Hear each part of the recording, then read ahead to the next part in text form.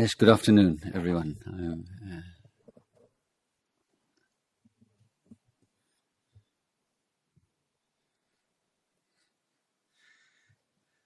So as you've been meditating for a while already, I'll begin this session with a talk.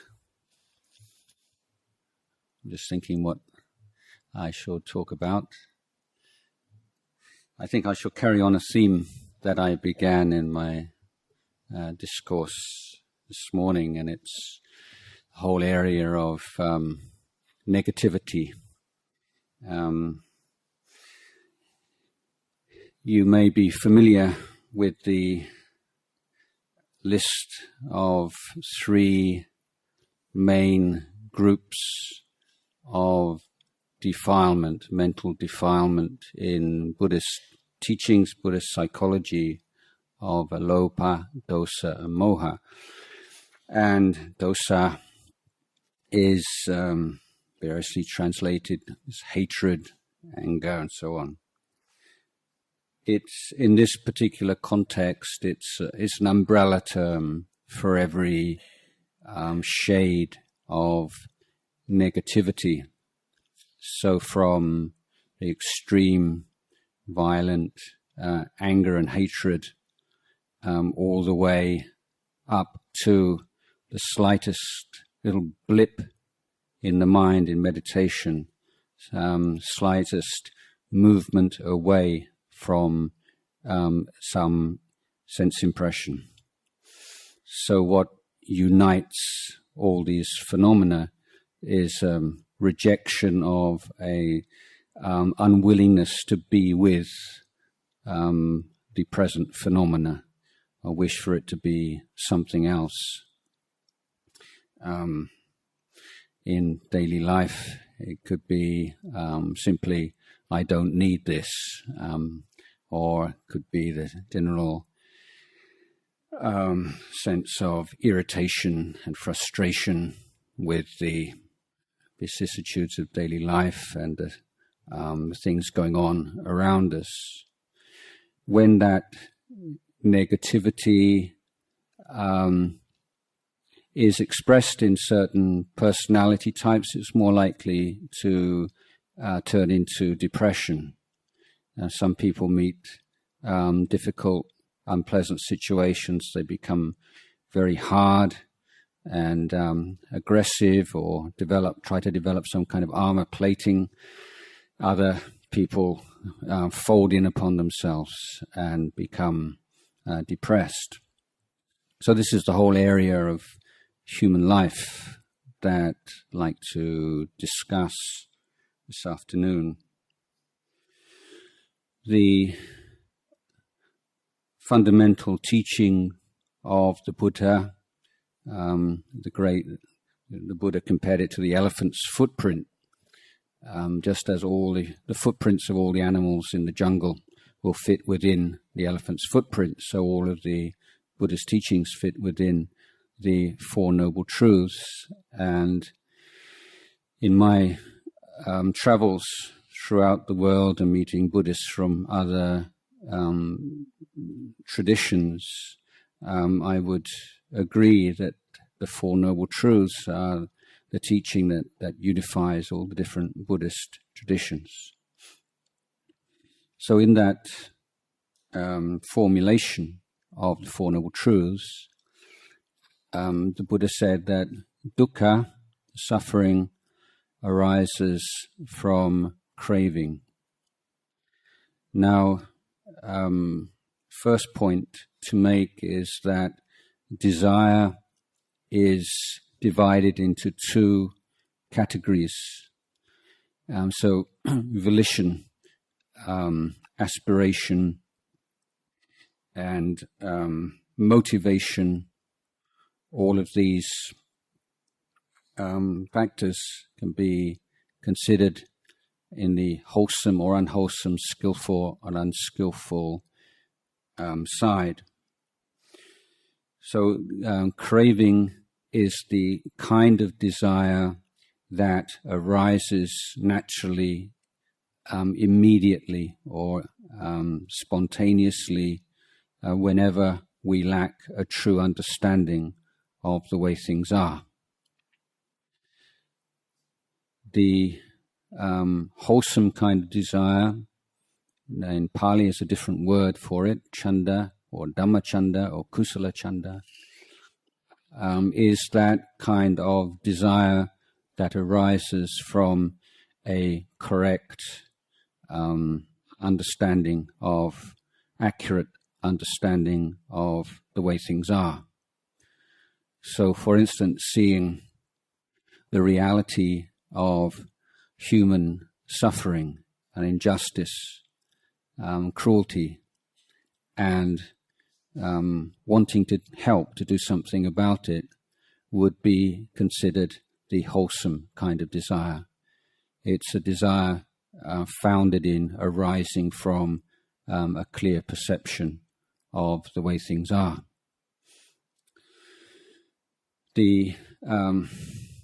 So when we talk about craving, the cause of suffering, we could perhaps even imagine a bracket or a parenthesis with the second Pali word, avijja, or ignorance, to remind us that craving is ignorant desire. It is the craving resulting from ignorance. So the Buddha is saying that there is nothing or nobody, there's no situation that can make us suffer. Because although the triggers or the external conditions would be a strong inducement to suffer, or would make it highly likely that we would suffer, or very hard not to suffer, there has to be an element of craving in our own heart. There has to be a lack of awareness of the way things are for suffering to arise. So the implications of this are wide-ranging, profound, I think very exceedingly interesting to reflect upon. I mean, what it means is that we don't need to see ourselves as the prey or the victim of any situation, because for suffering, mental suffering to arise, there has to be some kind of inner assent, or there is some inner condition which must combine with the outer condition for suffering to ensue. Now, at the time of the Buddha, there was the word Buddhism hadn't yet appeared in the world, and the Buddha would most frequently refer to his teachings as the Dhamma Vinaya. So the Dhamma or Dhamma, I'm sure you will be reasonably familiar with. Vinaya, perhaps not so much. And the word Vinaya, that most people are, the sense of it that most people are familiar with is of the monastic discipline. We say the Prat Vinaya in Thai, which refers to the monk's discipline. In fact, Vinaya has a much wider meaning than simply the monastic discipline. It refers to all of the ways in which we seek to create or to influence the external world in such a way as to provide optimum conditions for the practice of Dhamma. And so in setting up the monastic order, the Buddha wasn't compelled to make compromises with the existing social conventions and political systems in northeast India. He was able to create an institution which was defined by rules, conventions, which he established himself. And for this reason, the monastic order has always considered the Buddhist community par excellence, in that it was set up by the Buddha, its parameters, its conventions, its culture was all established from nothing by a fully enlightened Buddha. Whereas the Vinaya for lay Buddhists is not, cannot be as refined, as complex, as supportive, and has to make so many compromises with non-Buddhist forces in the world. But nevertheless, the idea is, as far as possible, to create conditions within one's family, one's community, one's culture that support goodness and kindness and wisdom and compassion, and do not support all of the conditions that pull down or undermine those qualities in our hearts and minds. So, having said that, we begin with right view or understanding expressed in the Four Noble Truths, that our suffering can never be solely the result of the actions of others.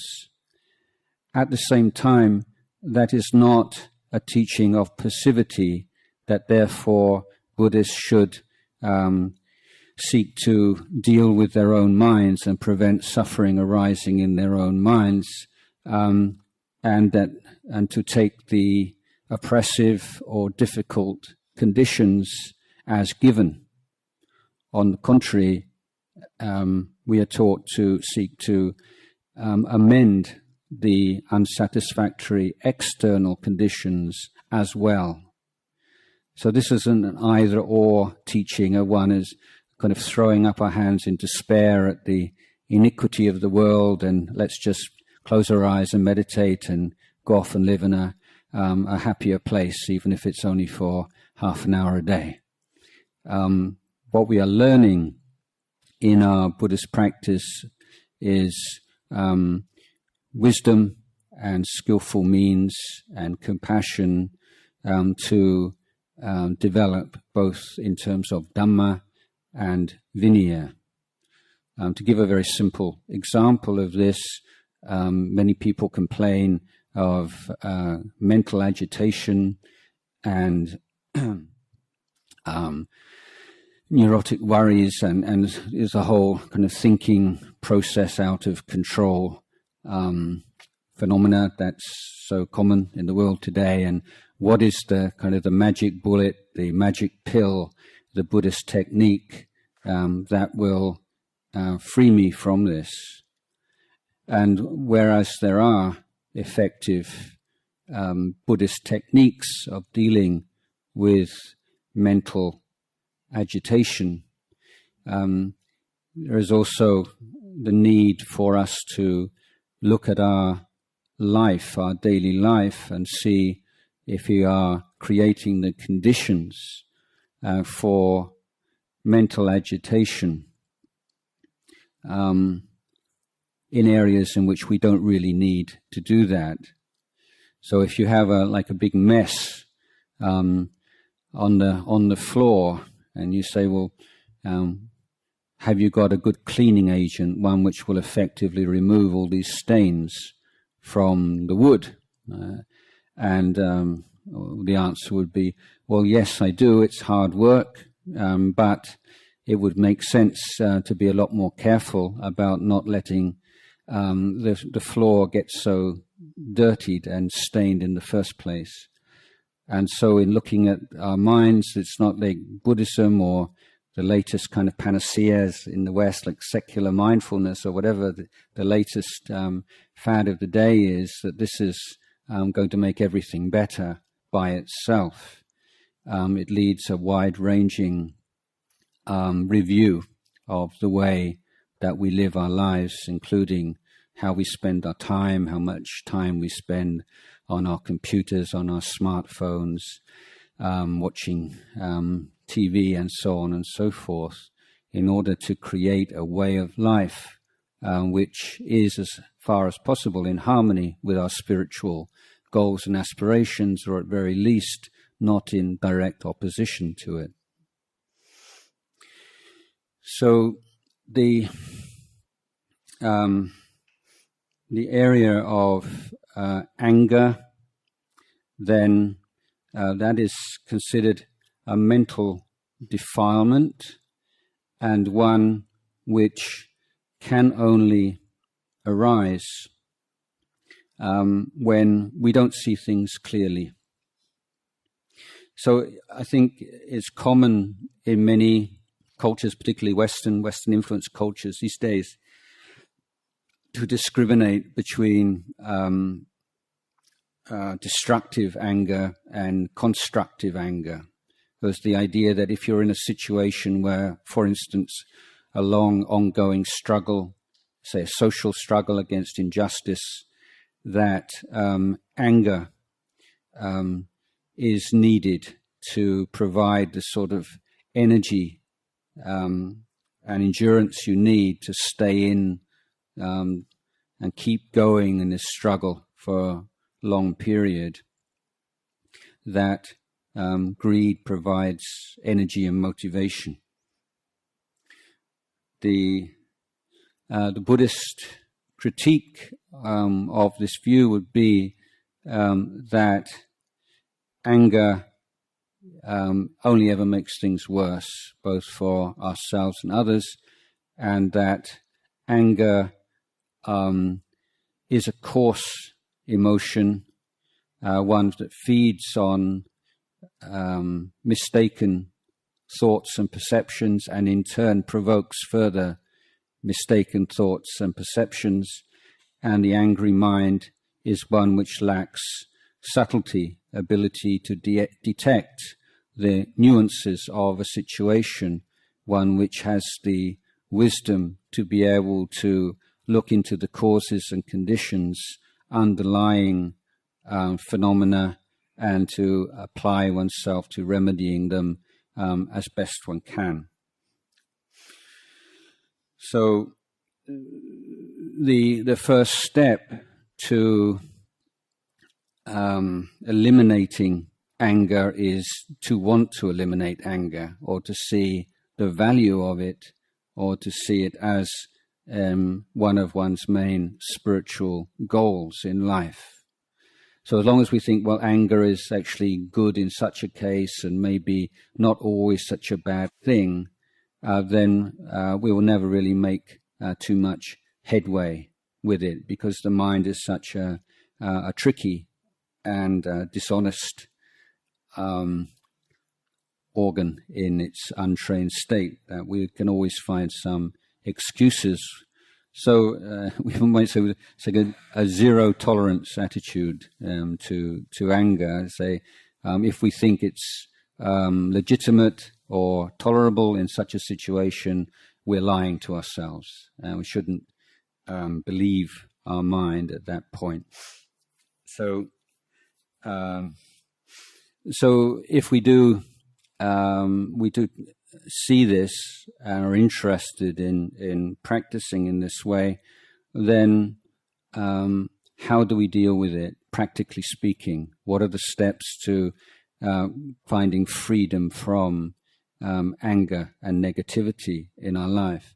Well, there are three main areas which correspond to the three trainings, which are in itself, that's the idea of the Jayasāro, the three training, is a summary of the Eightfold Path. But in the threefold training, we need to train in the area of conduct, emotion, and understanding. And this is an organic and we call holistic kind of training, in which it's not step by step, but all three areas need to be addressed simultaneously. So in the area of conduct, then the tool that we employ is volition or willpower. So willpower is, and volition is, a somewhat limited tool, but it is the most effective tool for making immediate and radical changes to the quality of our life. So in the case of anger,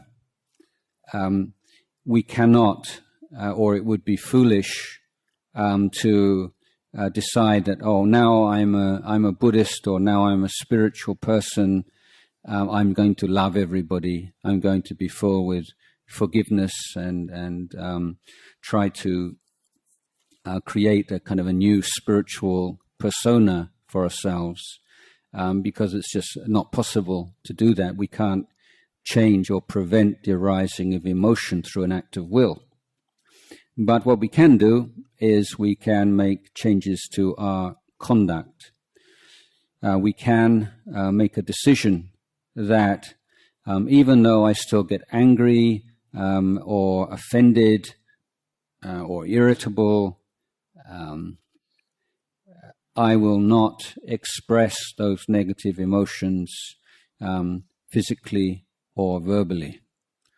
So this is not, this is a crucial, I make a crucial distinction here. This is not saying anger is bad. If I feel angry, I'm a bad person. I'm not really a spiritual person. I'm a hypocrite. Nothing like that. What we're saying is that it takes a long time to reduce and eliminate anger and negativity in the human mind. But what we can do is, right from day one, as it were, is to make a decision not to impose these emotions on the people around us. In fact, the keeping of precepts, and in particular this first precept, we can term as one of the most wonderful and beautiful gifts that you can give to family and community, because all of us, I believe, need to feel safe. And if we don't feel safe in any way, it's painful, and it's very unlikely that we will realize any kind of inner peace or happiness. So that sense of safety and security is fundamental to any quality of life, and that if we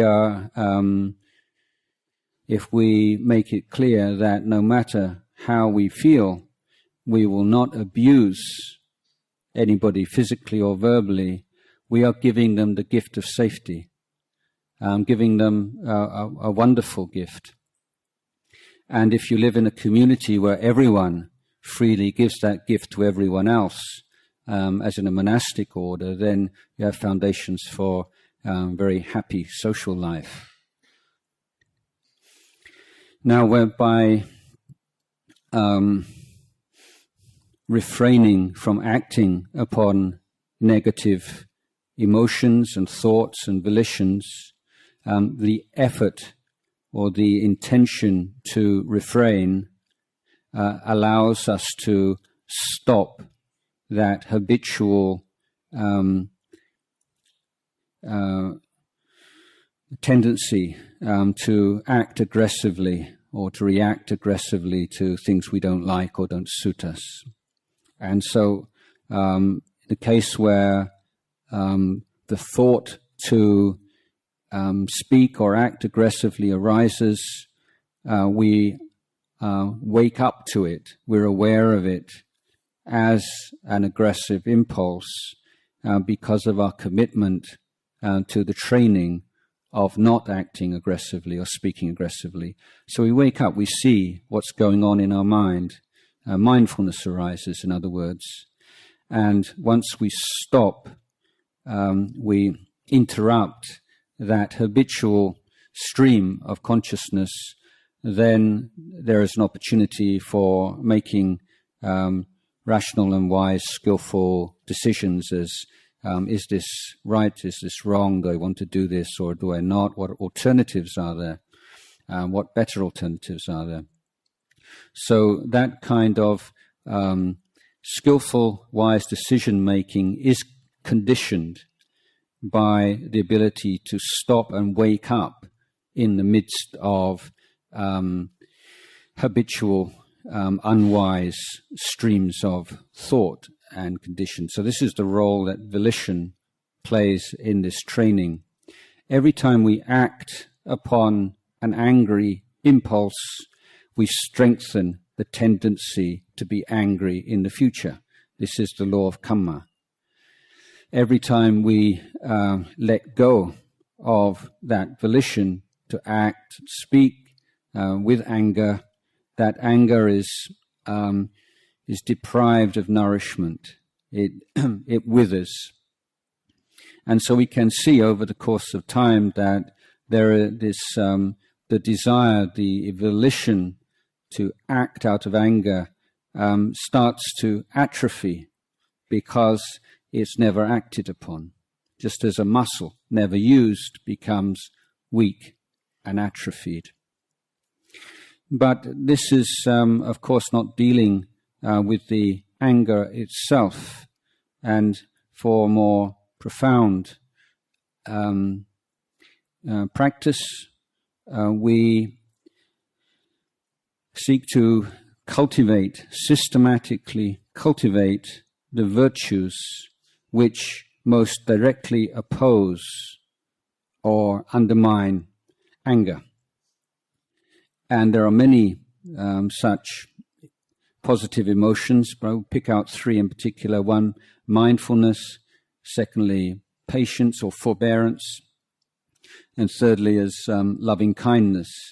So loving kindness is most obviously the direct opposite of anger.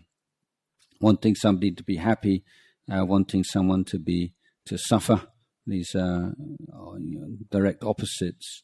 So the extent to which we can create this desire for all beings to be happy is creating a way of looking at the world, a way of being in the world, which is going to reduce the likelihood that the negative emotions will arise in the first place.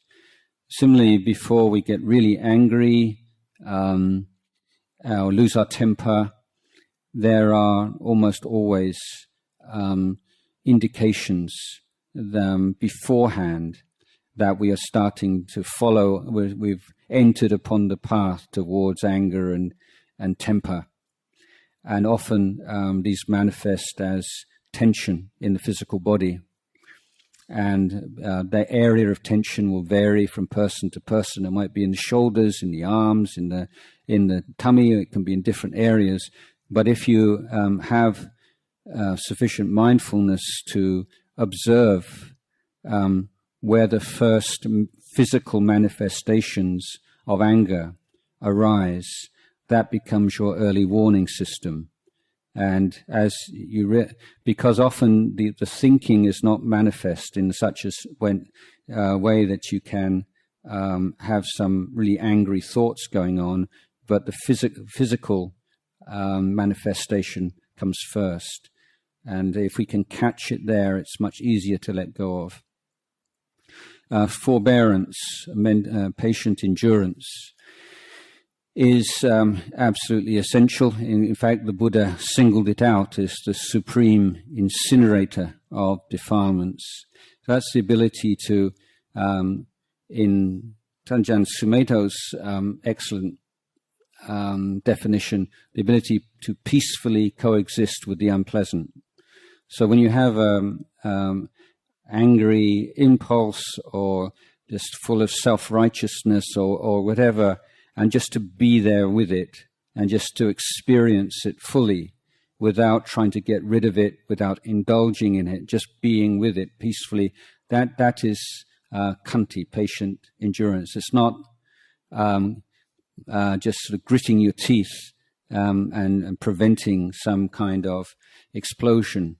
But the true khanti is that being able to be at peace with something which we find oppressive or difficult or frightening even. So these are all areas in which we are developing positive emotions which most effectively deal with the negative emotion. But behind the negative emotion, there are certain ideas, certain ways of thinking, certain attachments, which will always provide a resurgence or reappearance of the anger whenever we lose our mindfulness or become slack and lax in our practice. So for a complete elimination of the anger and all the kinds of negativity, then we need to be looking at this area using our wisdom faculty, both in on the level of discursive, investigative thought, and in the peaceful mind which has gone beyond thinking, the mind which is both peaceful but very sharp and clear, and able to examine phenomena in a non-discursive, non-verbal mode. So that first kind of wisdom we call yoniso manasikara, for those of you interested in the technical terms, and the second level would be in the area of vipassana. So in our investigation of anger, we can start off by simple pros and cons investigation. And for instance, we can reflect upon the physical effects on our bodies of allowing ourselves to be angry or indulging in anger, and the relationship or the correlation between anger and heart disease and even cancer. The fact that when we are angry, we release poisonous toxins into our bloodstream. So we literally poison ourselves every time we become angry. So this is preliminary investigation on the physical results of anger. We can also reflect that just as one single match, once lit, can destroy a forest of thousands and thousands of acres or square miles. Similarly, one moment of anger can consume all of the merit and the good karma that we have accumulated over many lifetimes. So to develop a sense of healthy fear of anger, there, just as a slight digression, I'm always looking for more satisfactory translations of Pali technical terms, and there are two important terms, hiriotapa, which are difficult to translate because if we were to translate them directly as fear and shame, they're not very inspiring kinds of things for us to aspire to, mostly, I think. So these technical terms do have specific meanings, and I have in the past been translating them as intelligent fear and intelligent shame, and recently have decided on adopting the term healthy. So a healthy fear of consequences is my chosen translation for the word otapa. So this kind of fear, which just arises in a very healthy way when you see that a particular course of action is going to cause suffering for yourself and others. So it's not a neurotic fear, it's a healthy fear.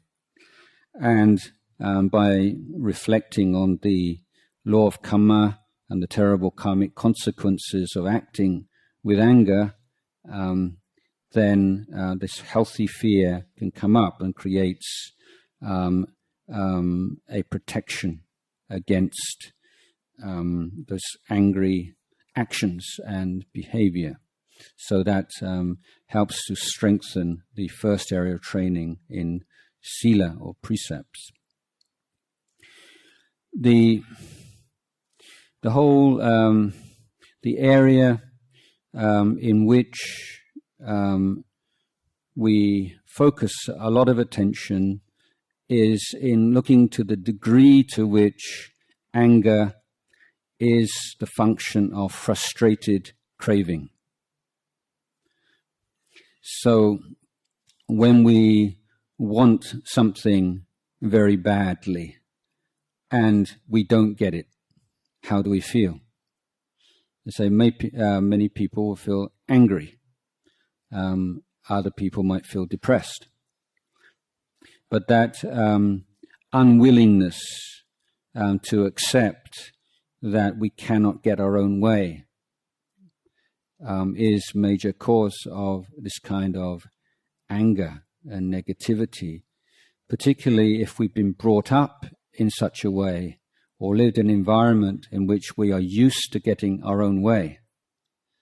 The more we take that for granted, then the more we will be offended when we can't get what we want. The sense of self is very much a factor here. When we have an idea of who we are or who we should be seen to be or how we want others to see us, then if, for instance, we feel we're at a certain kind of level, a certain kind of position, a certain status, and we expect to be treated accordingly, respected accordingly, and we're not, be a major cause of anger. So this unwillingness to be with certain phenomena, because it offends our idea of how we should be or how we should be treated, this is a fertile ground for anger to arise. The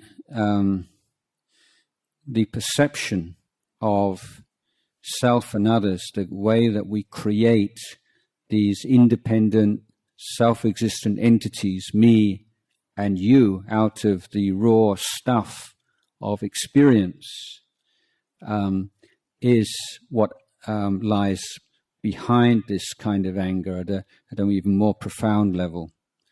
There's a favorite story of mine of the man with the new boat, which he's very fond of, rows it into the middle of a lake. Suddenly there's a crashing sound. He looks behind. Somebody's rowed his boat into this man's boat and caused considerable damage. The man is, quite naturally, you might think, angry. How could you be so foolish? Big lake, two small boats. How could you be so foolish? And so on and so forth. So he goes back to his to the jetty, repairs the boat. It's as good as new. Sets out again, and who'd believe it? But something crashes into his boat for a second time. Second time, same amount of damage. He looks around, and there's nobody rowing the second boat. It's just floated away from its mooring. So if you can imagine yourself in that position, and you're going to ask yourself, if you were angry the first time, would you be so angry, as angry the second time, given that the damage to the boat is the same in both cases? I think that most people would answer that they wouldn't be so angry the second time. Why not? Because there was nobody who did it to me.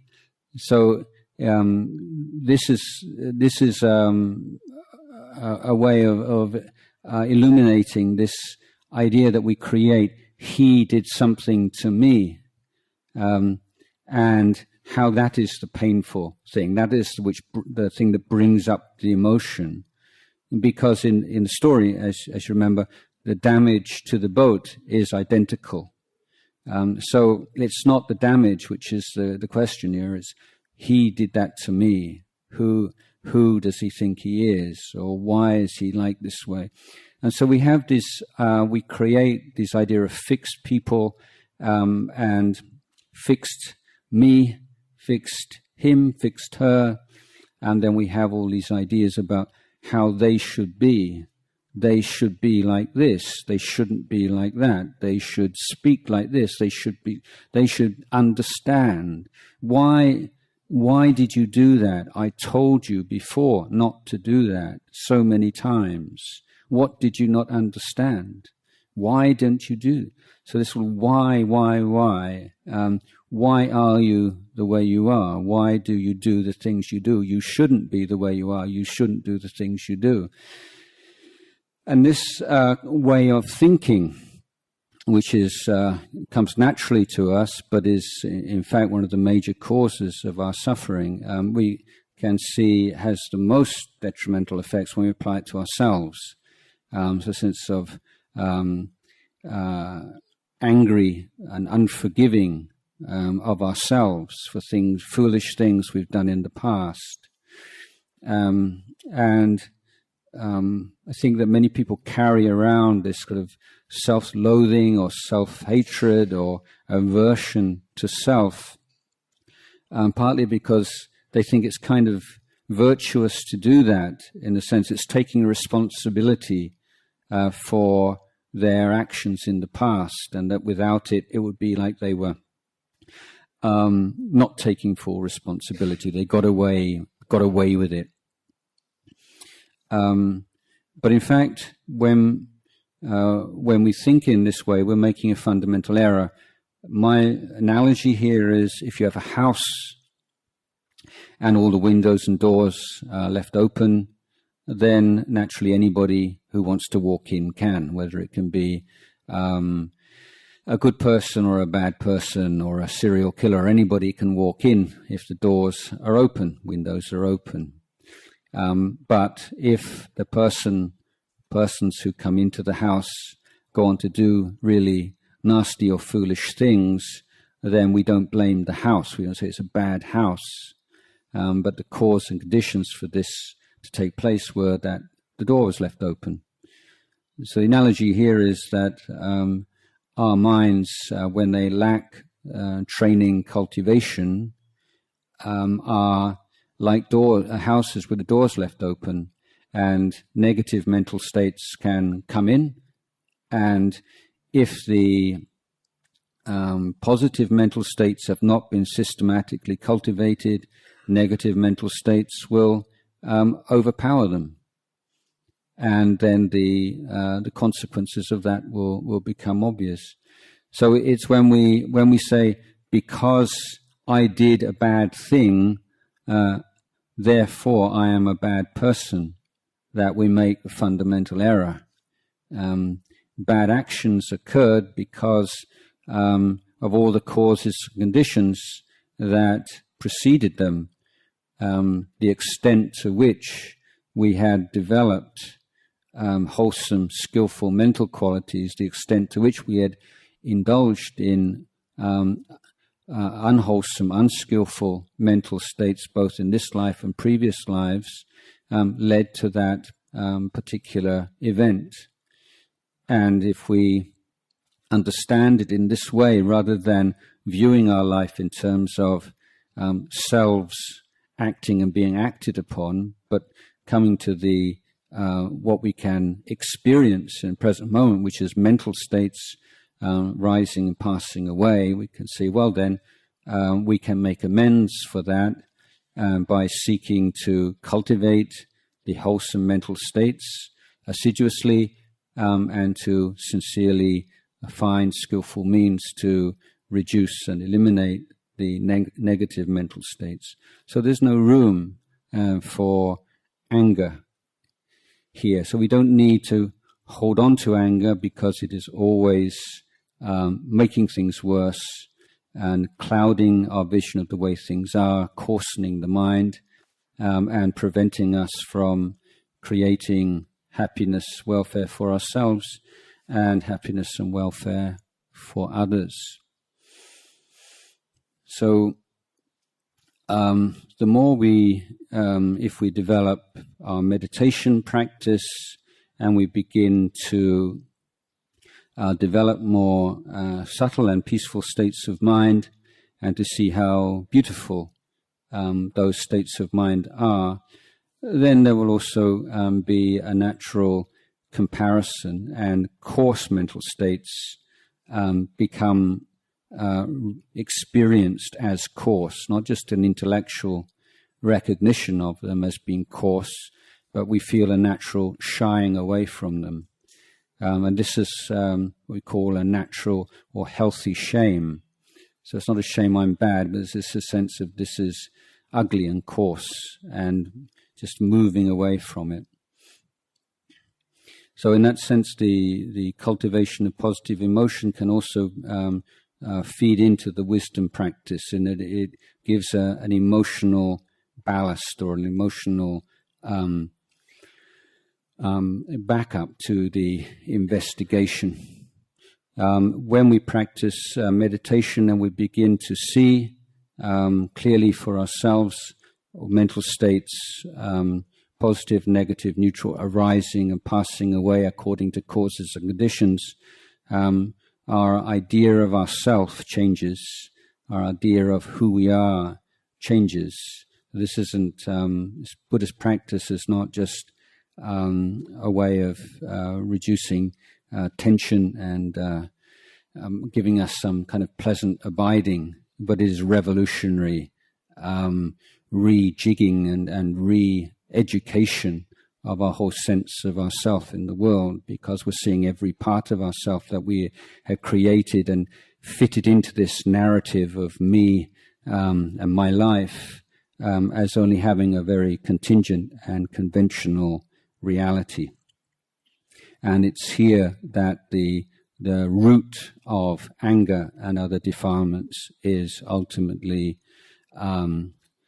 uprooted and destroyed.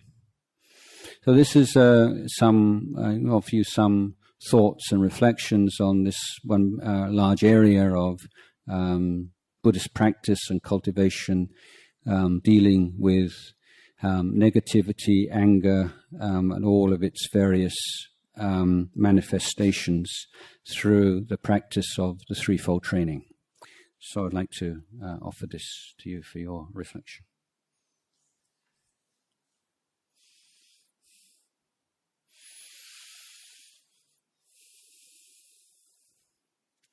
So we have some time for discussion, questions and answers.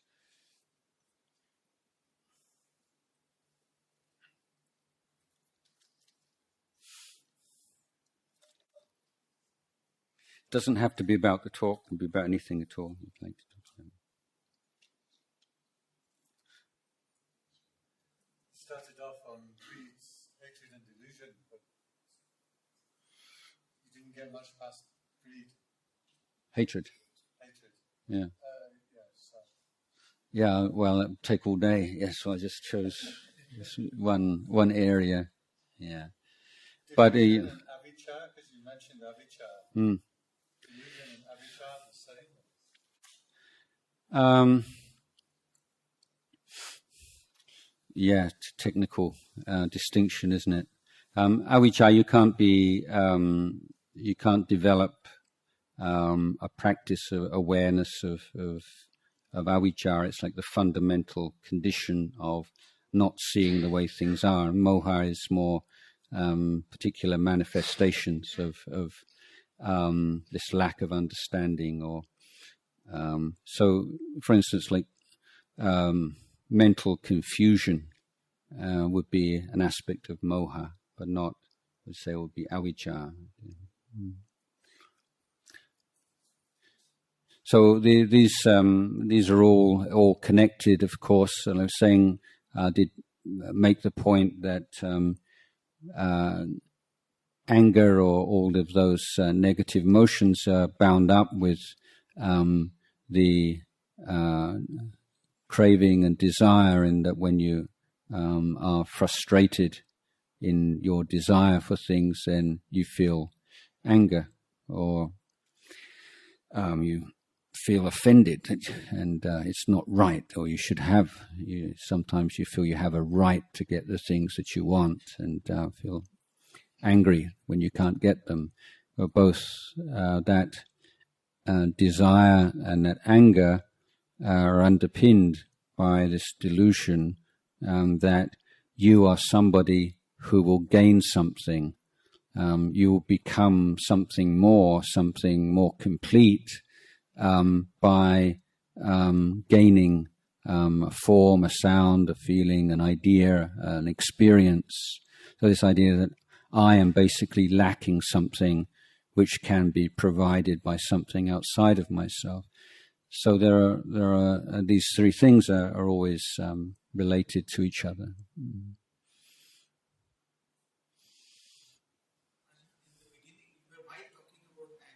Mm.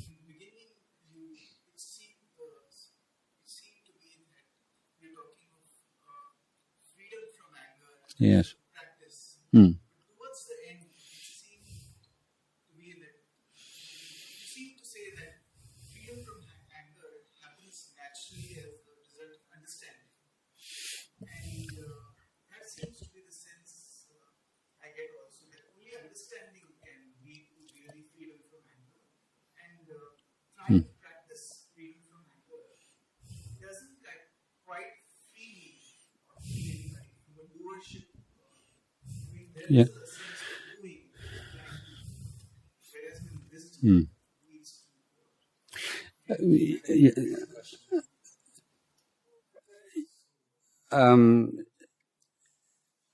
So freedom from anger as being something that arises naturally or arises through a series of practices. What I was trying to point out was that we have to begin with our actions and speech, because as long as we are acting upon angry impulses, expressing them, we're feeding them. And so we never are able to develop the power of wisdom as long as we're feeding that anger at the same time. It's like one step forward and two steps backwards.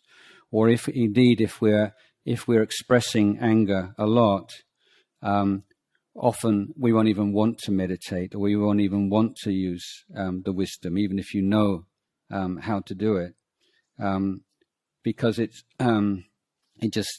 just makes you feel worse. And if somebody's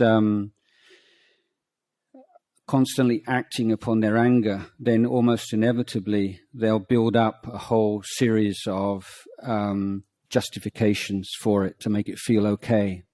Because we need to feel some sense of self-respect. So when we act in ways which undermine our self-respect, we create a new story to make it all right. Everybody does it. It's normal. I'm under a lot of pressure. I'm this and I'm that. So apart from creating the kind of safe environment in which you can conduct this more subtle investigation, you have to create external environment which is supportive first, and not acting upon anger and living in a place where you don't feel that you're going to be treated angrily is a condition for that. Yes, the investigation, the wisdom, and understanding of anger is ultimately what produces freedom from anger. But how does that wisdom, how does that understanding arise? What are the causes and conditions for it to arise? So it's not, I mean, we can say we know the answer, seeing the arising and passing away of anger as being impermanent, not self, and suffering is ultimately the way that anger disappears. But how do you get there? It's like you say, we know what the view is from the top of the ladder, but how do you get up there? And so precepts and developing mindfulness and patience and loving kindness, all these things are providing the foundation on which that kind of wisdom can really be most effective. So if you apply wisdom and understanding in an intellectual level, but without that emotional maturity that comes through meditation practice, it won't really penetrate the sense of self, which is what underlies anger ultimately. To be able to see through the way that we create this sense of self moment by moment, then that's an organic practice which requires practice both on the level of conduct and emotion and thinking and so many different things, all harmonized together. Does that answer your question or not really? You see. Go ahead. No, please carry on. Did you want to say something more? Yeah. So, first you do it as a doing, actually you just wait patiently for wisdom to really mature and natural. No, it's all involved. It's all keeping precepts gives rise to wisdom, because for instance, you have a volition not to shout at someone when you're angry. Okay. So that's merely on the level of willpower. No matter how angry I am, I'm not going to shout at that person. But you used to shout at them. So you have the momentum, you have that habit. So somebody does something really foolish or dangerous, and you're about to shout at them, and then you realize, you remember, I've made a determination not to shout at people. And so what do? You just feel the tension in your body. Everything's, kind of forcing it out of your mouth, but you're patient with that. You're not repressing it, or you're just being with it and just realizing physically how it feels, and then it passes away. And that's wisdom. You can see that intention to shout arises and passes away. You don't have to act upon it. And once you have pass through that, your mind's very calm, and then you can make some very good choices about what's the best way to deal with this situation. If I don't shout, well, should I say something right now or wait for another time? Is something that needs to be done immediately? So your mind has all kinds of choices. The angry mind doesn't have choices. So that's a wisdom practice. You're learning something about expression of anger, dealing with emotions, what are the conditions for intelligent response to situations, all beginning with this practice of not expressing anger physically or verbally. Similarly, the development of mindfulness, as I said, where you're becoming sensitive to the physical cues that precede anger and being able to deal with them there and then. The extent to which the cultivation of thoughts of loving kindness inhibit the arising of thoughts of anger. You develop a new habit, a habit of kindness rather than a habit of anger. You begin to see through your investigations, after you've been angry or something, you go back and you have a look at it. What was really going on there? I really wanted him to do something, and he did something else. And so there's my frustrated desire, not because he was this and he was that, but because of the expectations and the desires that I brought to the situation.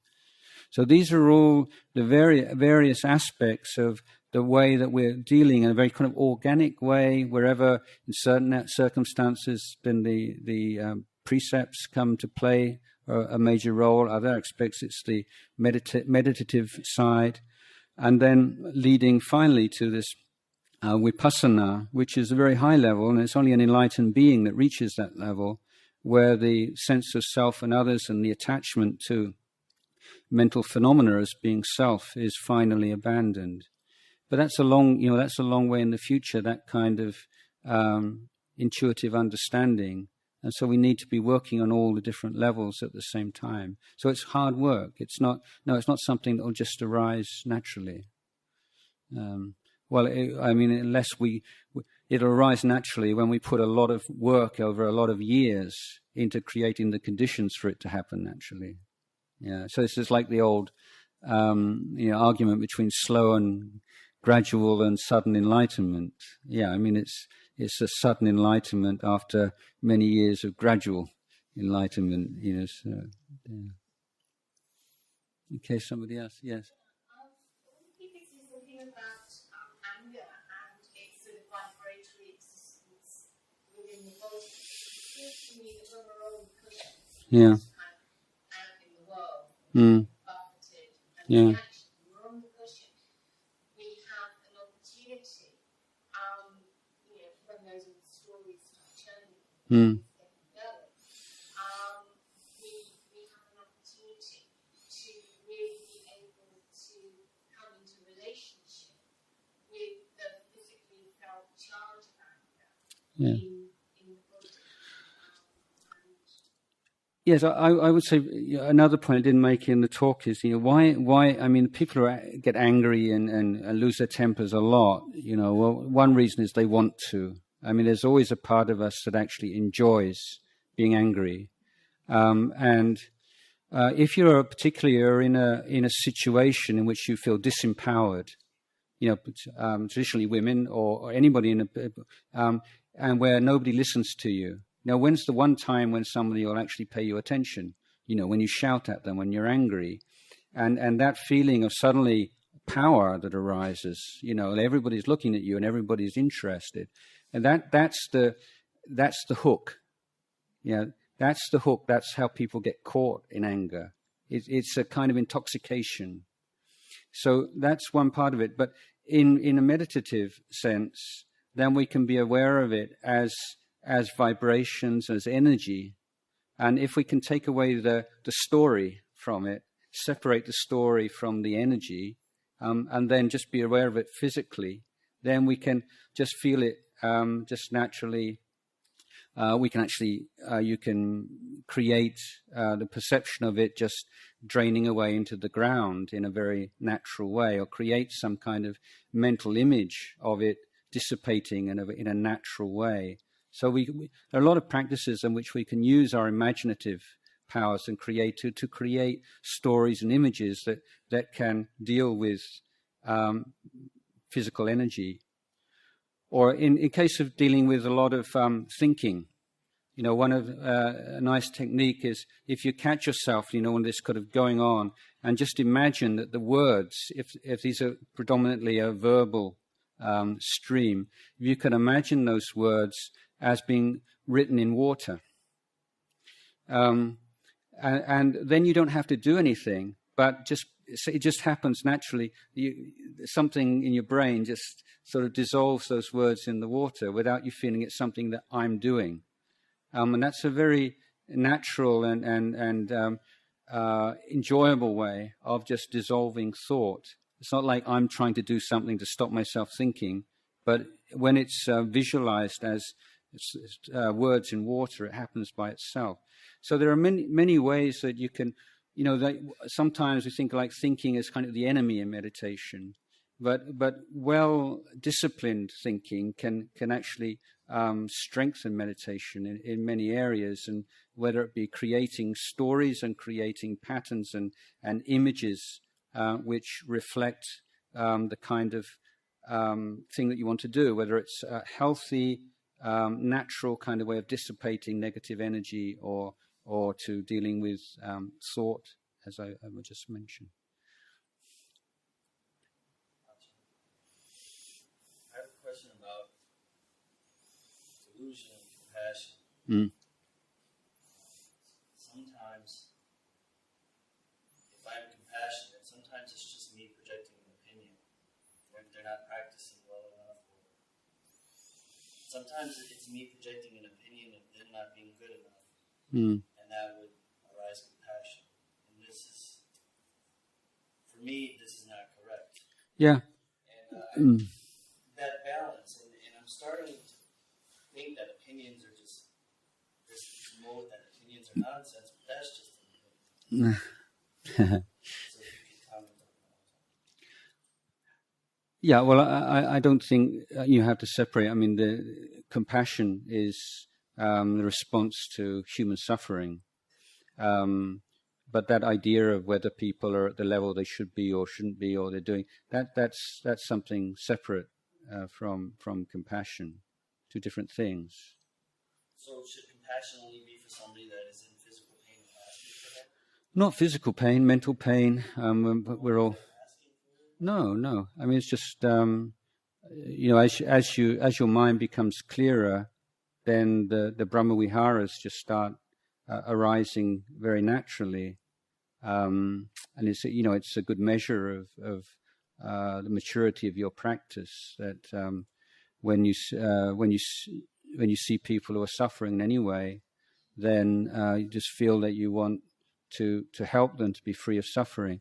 So this idea of the Theravada as being sort of very self-centered and I don't see that. I mean, just see that the reduction and elimination of suffering wherever it appears just becomes a natural preoccupation of the mind as you practice more. Whether it's her suffering, his suffering, my suffering, that doesn't really play a major part in it so much anymore. But yeah, views and opinions. I mean, I'm, as my age now, it's like I was trying to. I like to come up with similes and analogies, and it's like now if you can imagine your views and opinions like a ball in your hand. So now, like at my age, I mean, my views and opinions feel like a tennis ball in my hand.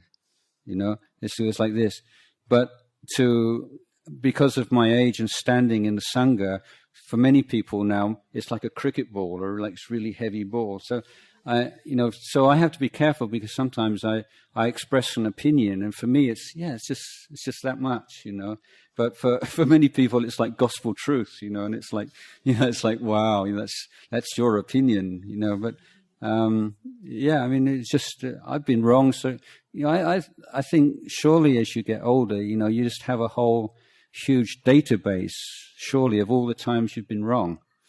I do anyway, and I try not to forget all those times. And if you're somebody who's overly self-confident, you should definitely try to cultivate or to keep such a file in your mind. And if you're someone who's just the opposite, lacks self-confidence, you should open a file with all the times you've been right, and refer to that at regular intervals. Yeah, but just to see, we're always going to have opinions. I mean, our culture, our background, and so on, and it's all right. But it's more, this is an opinion. But if you find that often you find yourself in a meeting, and there's some kind of discussion, and then and you find yourself defending an opinion that you don't have anymore.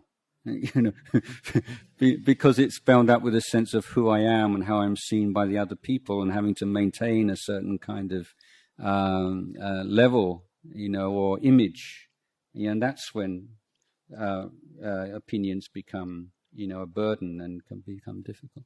Sorry, was there somebody? Is that why you should not write books? Shouldn't write books. The point of having them to defend this opinion that you have written down.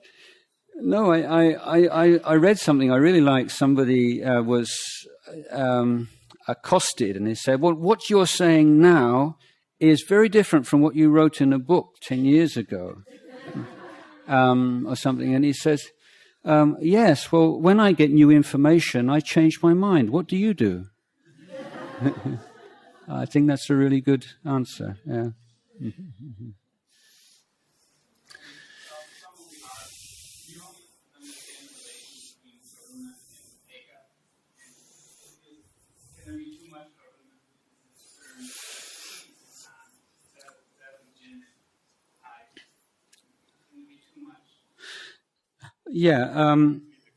Yes, so someone's asking in the Brahma Viharas, kind of the four elevated or what are they called? The four divine abidings. I'm thinking Thai. Yeah. There is loving kindness or metta, karuna, compassion, mudita, sympathetic joy, and upekkara is equanimity. So the question is, can there be too much compassion, and then it becomes the mind is overly swayed by pity. So I think ki songsan is more like English pity rather than songsan meaning compassion. So it's one of those few cases where English has a kind of a notable distinction in this area. The reason why the Buddha taught so often in terms of groups of dhammas, groups of virtues, is because he understood the relationship between them. These are not just arbitrary groups. And when we take things out of context in Buddhist teaching, that's when we start to get confused or to misunderstand. So those four have to be taken together. And we can also say that in every group, almost every group, there will always be a representative or a word meaning wisdom or one aspect of wisdom. And in the four Brahmaviharas, then upekkha is the wisdom factor. So equanimity is not the same as indifference or neutral feeling. It's the evenness of mind which comes through profound reflection on the law of karma. That we all, at the end of the day, we are all the owners of our karma, heirs to our karma, and so on. So this is always in our back of our mind. You see someone, you really want to help them to be happy, but you know there are no guarantees. Maybe you can, maybe you can't. You see people are suffering. You're going to do everything you can to help them, but whether or not you'll be successful depends on all kinds of factors outside of your control. Not least of which is their karma, which they've created in the past. So it's a kind of a neutral gear. So metta, karuna, mudita, they're more kind of sort of positive things. You're going out. But then upekkha, you're just coming back in and conserving energy when you can't, right now, you can't do anything. So perhaps, some people really want to help somebody, and there's someone who's really caught up in drugs or something, and you really do everything to help them, and then they just reject you or betray you, and then many people just feel, oh, that's it, and write them off, or I did what I could, or just feel, really, I'm hopeless, I thought I could help them and I couldn't. But with upekkha, as you say, you do everything, okay, it's just nothing's happening now, it's just not working. So you withdraw and you take care of your own mind. And even though, well, this is just, the causes and conditions are like this right now. But there's also within that a readiness to move back into more active mode of helping and doing when things change or when things would be most effective. So upekkha is really inseparable. It's the wisdom faculty that oversees the other three Brahmaviharas.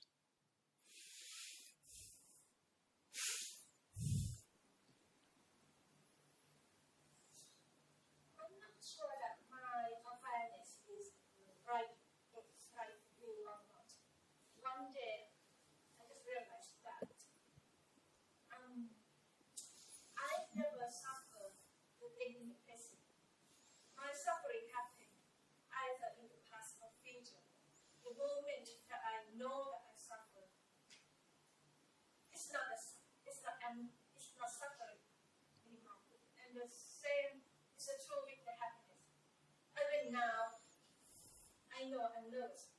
But when I said, I know the nervous happiness, and I know that moment, I was nervous. Mm-hmm. And the nervous happened again. Yeah. So it just, for me, I just realized that in the present, there is no happiness or suffering for me. I always suffer things in the past or future.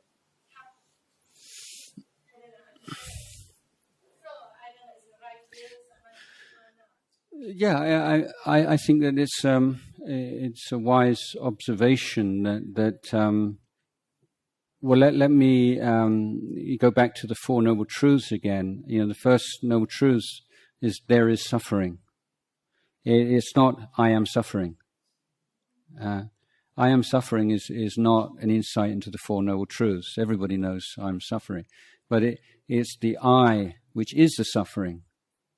Okay, so when we think I am nervous, the suffering is in the sense there's me, the person who is nervous, But when you're just mindful of that sensation, it dissolves, but then it comes back again.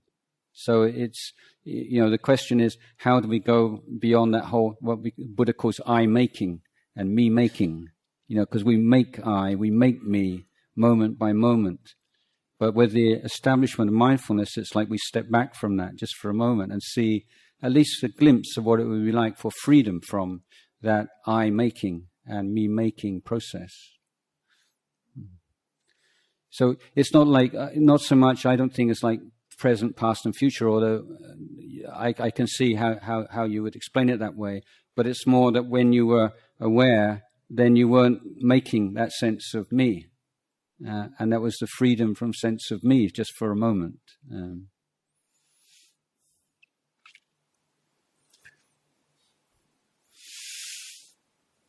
else have a question? Didn't see you there.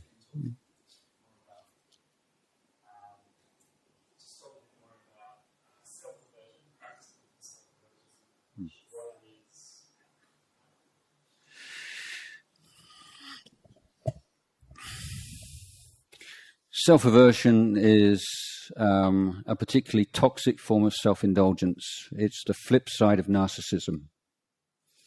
Okay, that's the pretty harsh view. It's based on this idea of me, this person who is a certain way, who has certain qualities, and what I'm trying to explain is from Buddhist point of view, that's something we construct. We construct this idea of ourself as being a certain way, but if we come to look very closely at our mind and our body in the present moment, which is all we've really got, then it kind of dissolves. Where is it? We can't find it. And so when we create an idea of something, and that becomes the filter through which we experience the world. So with any kind of bias, cognitive bias, it's the same.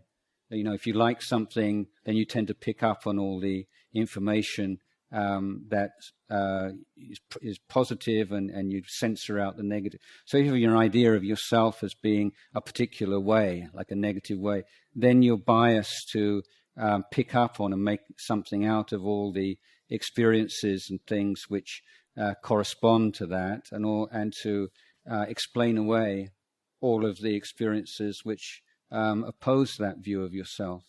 So Buddhist idea is really to say, try to open up and to give equal weight to your experience, and to see whether that negative idea about yourself really stands up to that. So it's not saying you shouldn't do that, but saying, are you really sure that that's an accurate description of yourself, or how, for its other people? So I think that in a way, for some people, just as in Thailand, there are a lot of people who are very lack of real intellectual understanding of Buddhist teachings, but have been influenced by them, like they're in their blood. There's, for instance, a sense of generosity that permeates this culture. For me, it's an influence of Buddhist teachings over the years, and many other sense of tolerance, of diversity, these kinds of things that people have just naturally without being able to explain or to give a Buddhist teaching to support them. One of the things in growing up in the West, even in what in many cases is a secular culture in England, or even post-Christian culture, as some people call it, is that influence of idea of original sin is still very strong, even with people who don't go to church or don't feel any. And this basic idea is fundamentally, the inner, most private part of me is bad, And so you can see this if you do. Often people do some really good thing, and they've got this really kind and pure intention, and so many wholesome, good, kind thoughts in the course of this, and then just suddenly, a rather ignoble thought arises, or everybody's going to praise me for this, or I'm going to get this or get that, and then you pounce on that and you say, yeah, that's why I'm really doing it, and And the conceit of the cynic is like a cynical point of view is more realistic. I'm being honest about how I really, so the more negative you are, the more realistic you are. This is some of the kind of, underlying conceits we have in the West, I think. And this idea that one nasty, ignoble thought is more real than 100 kind and positive thoughts.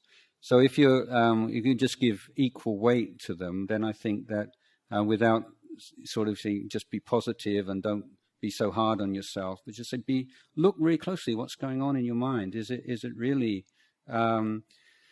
appropriate to have that kind of negative, or is it just a bias that we've created and we've been feeding for a long time? Because that's certainly how I see it.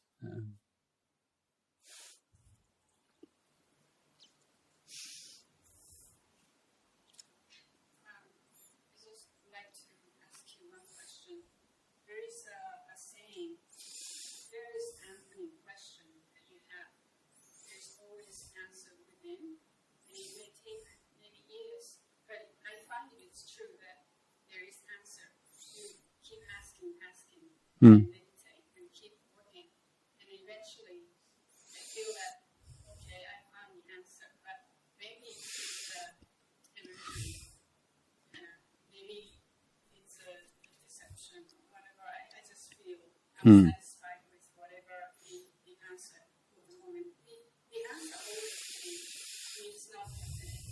It just keep on and on. But I like to see how you view on the same, question that you have. You always have the answer within. Is that?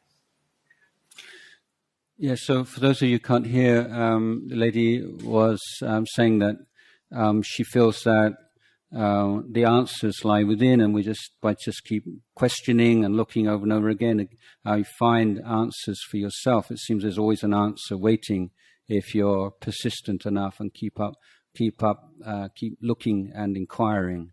Is that correct? Yes. I would agree. I would first of all say that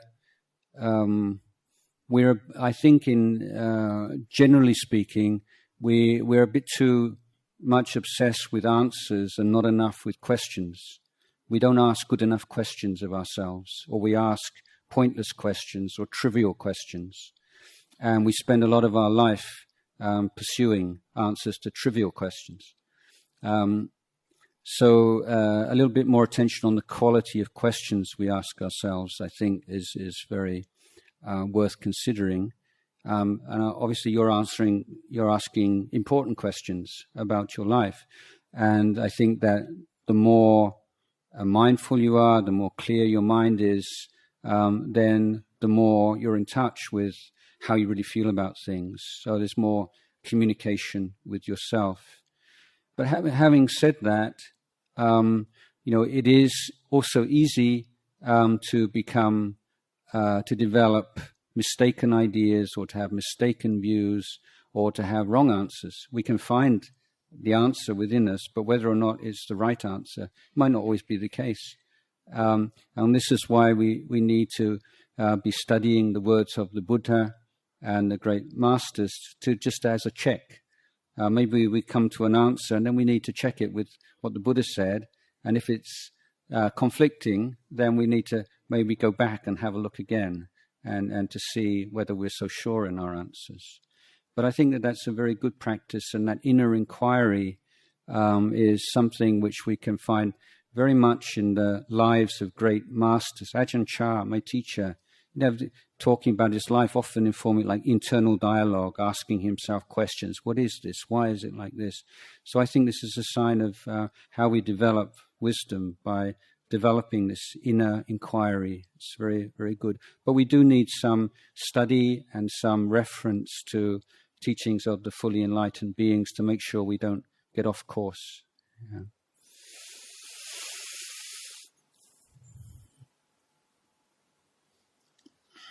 One more question? 3 o'clock. So one last question. I wanted to ask him about the military's government reform of Buddhism. So if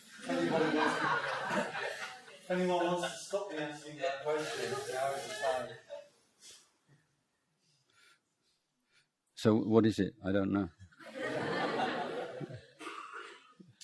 My point of view is whatever it is, I'll probably ignore it. Anybody else or everybody good? Okay, Mandy, you've got the last one. So following on from your question, how do we know when we're overthinking something? Because we're constantly asking ourselves, is there such a thing as overthinking? And if so, like, I mean, how can we sort of check ourselves or, I mean, have awareness about that, not going too far in the thinking and the questioning? Yeah, I think it's like overeating, isn't it? How do you know when you're eating too much? I mean, it's a feeling, when you start to go around in circles. I think that in many cases, it's good to have an arbitrary time limit for some really kind of knotty problem. And, give yourself a sufficient time. Okay, I'm going to give this a few days and I'm just going to really go into it. All the pros and cons and listen to wise people and then just leave it for a while and just calm down, just allow it to inwardly digest and then after a few days after that make my decision. But I think because certain topics are just endless, that all the ramifications and so many factors which you can't be sure about. That having some kind of a time limit on it is probably just a skillful means to use to make sure it's just not going to. Like a meditation sitting, like I'm going to sit with this for a while and contemplate it. Yeah, and then as you jump in the bath, you say "Eureka!" and it's that kind of thing. So. That's the idea. I think it's also, the thing about doubt as a hindrance is that the reason why doubt is such a tricky one is that when you're doubting something, you feel like you're being intelligent. Doubt, the voice of doubt is very similar to the voice of intelligent analysis. So recognizing doubt as doubt, doubt in the sense of going round and round and round, is very important, and seeing it as another mental state, but also to contemplate the fear we have of not getting it right, or the desire we have to be absolutely sure before we make a decision that it's the right one, and just to remind us that any decision, it's always a gamble. Even the most, you spend a week or a month thinking something through, at the end of the day, it's going to be a gamble. So that awareness or recognition of uncertainty and that the world is out of your control, except for one very small segment of it, that I think helps to reduce the overthinking of things. Yeah. Who's in charge? Nobody.